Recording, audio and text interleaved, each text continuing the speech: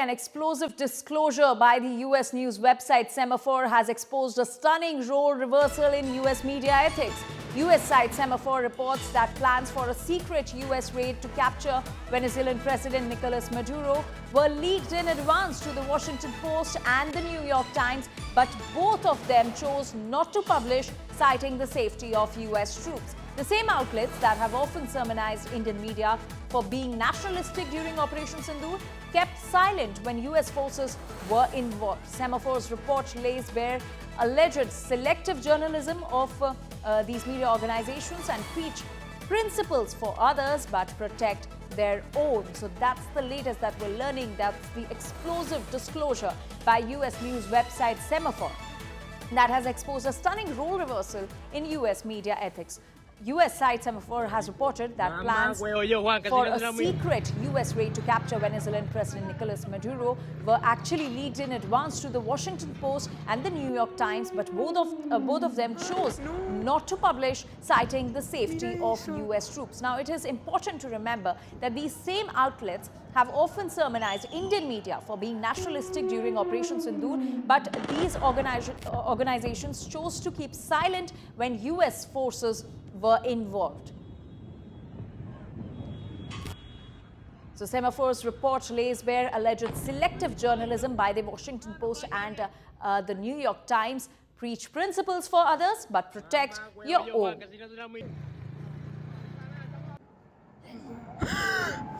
And my colleague Gaurav Sawant is now joining us with more details on this. Gaurav, the double standards of the US media have been exposed by Semafor. On one hand, they were the ones who were lecturing Indian media for being nationalistic. On the other hand, we're learning that they very much knew about this operation, or about this US operation on Venezuela, yet they chose to remain silent. You know, you're absolutely right about the hypocrisy and the double standards of the Western media, and especially the New York Times and the Washington Post. They knew about these operations. They kept quiet about it. But, you know, this is just one more instance in a series and a very long history of their hypocrisy and double standards, you know, what is often described as the white man's burden, trying to talk down to media in India or other parts of the world. Take, for instance, you know, they talk of weapons of mass destruction in Iraq. There were no weapons of mass destruction in Iraq, but they continued to peddle the narrative of then Pentagon, State Department and the White House before invasion of Iraq. And this again is very similar. They actually take forward the agenda of their State Department, peddle the agenda of their State Department, and yet claim that they are independent and are hostile to their establishment. Now, on the invasion or the attack that took place on Venezuela, one would have expected the Washington Post and the New York Times to ask why was an independent country targeted? Was this UN mandated? Is this not a violation of the United Nations? Can the United States independently do this? What does this mean for world order? What does this mean for rules-based order? But instead of that, they knew of it and kept quiet. Is that the job of the media? You know, when they tell other countries that you should not be nationalistic and you should go for news first, here they put their country's interest or the interest of their soldiers first. And when India does exactly the same, whether it's Operation Sindoor or any other, you know, military level operation that may be undertaken, whether it's vis-a-vis our northern adversaries or neighbors, China, or vis-a-vis Pakistan or counter-terror operations, then they pontificate. And this is where, as you very rightly pointed out, their double standards have been called out. Absolutely, Gaurav. And does this also not reflect the bias in international media reporting on operations that involve allied or non-allied nations? You are absolutely right. You know, and there are multiple instances.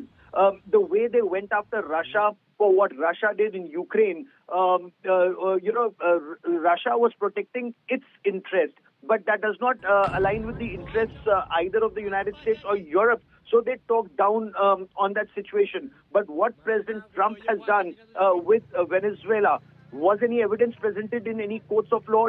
Was this taken up at the United Nations? Did it have a United Nations sanction or approval? It did not, and yet they went ahead with it. And instead of these uncomfortable questions that should be asked of President Trump, They just kept quiet about it and are now giving, breathless details of what helicopters were used and what kind of weapons were used and what were diversionary tactics and what kind of operations CIA undertook. So it just goes on to show that because it's been done by the Americans, because it's been done to Venezuela, they're okay with it. But when the same thing happens elsewhere, then they pontificate. You're absolutely right. It just points out to their blatant hypocrisy and double standards. Absolutely, Gaurav. Thank you so much for all those details and for that context. So the double standards of the US media, the hypocrisy of the US media has been exposed. The Washington Post and the New York Times knew about this operation of US on Venezuela, yet they chose to remain silent, and this is as per a US site, Semafor.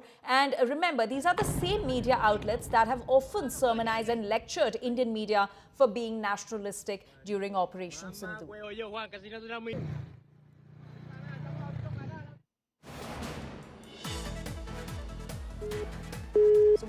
So what we're learning is that the US media had prior information on the invasion by the United States of Venezuela.